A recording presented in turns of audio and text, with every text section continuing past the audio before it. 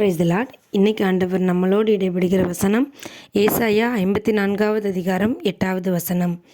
அற்ப காலம் உண்ட கோபத்தினால் என் முகத்தை இமைப்பொழுது உனக்கு மறைத்தேன், ஆனாலும் நித்திய கிருபையுடன் உனக்கு இறங்குவேன் என்று கர்த்தராகிய உன் மீட்பர் சொல்லுகிறார். ஆமேன்.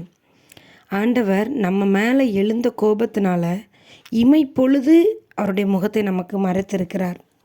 ஆண்டவர் அப்படி நமக்கு அவருடைய முகத்தை மறைத்து செவிகொடாமற் போனதினால நம்ம கடந்து வந்த காலங்கள் எல்லாம் நமக்கு இருண்ட காலங்களாக இருக்கிறது.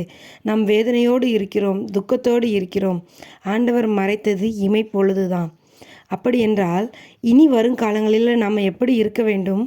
ஆண்டவருக்கு கோபம் மூட்டுகிறவர்களாக நாம் இருக்கக்கூடாது. ஆண்டவருக்கு கோபத்தை ஏற்படுத்துகிற எந்த ஒரு செயலையும், ஆண்டவருக்கு பிரியமில்லாத எந்த ஒரு காரியத்தையும் நாம் செய்யக்கூடாது.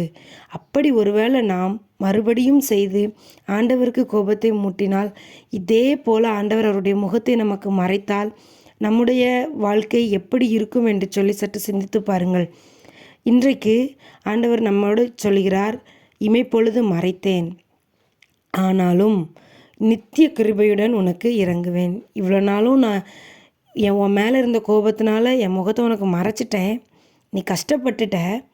ஆனாலும் இன்னைக்கு நான் உனக்கு இறங்குறேன், உன் மேலே நான் அன்பாக இருக்கிறேன், உனக்கு நான் இரக்கம் பாராட்டுறேன் அப்படின்னு சொல்லி ஆண்டவர் நமக்கு வாக்கு கொடுக்கிறார். இந்த வார்த்தையை பிடித்து கொள்ளுங்கள். ஆண்டவரே, இன்றைக்கி நீங்கள் எனக்கு சொல்லியிருக்கீங்க நித்திய கிருபையுடன் இறங்குவேன் என்று சொல்லி, எனக்காக இறங்குங்க அப்படின்னு சொல்லி ஆண்டவரிடத்தில் கேளுங்க. நம்முடைய குற்றங்களின் நிமித்தம் ஆண்டவர் நம்ம மேலே கோபம் உண்டு அவருடைய முகத்தை மறைத்தார். அதனால் அந்த பாவங்கள் எல்லாவற்றையும் ஆண்டவரிடத்தில் சொல்லி அறிக்கை செய்யுங்க, மன்னிப்பை பெற்றுக்கொள்ளுங்க. மறுபடியும் ஆண்டவருக்கு பிரியமில்லாத எந்த ஒரு காரியத்தையும் செய்யாமல் இருந்து நித்தியமான ஆண்டவருடைய இரக்கத்தை பெற்றுக்கொள்ளுங்கள். God bless you.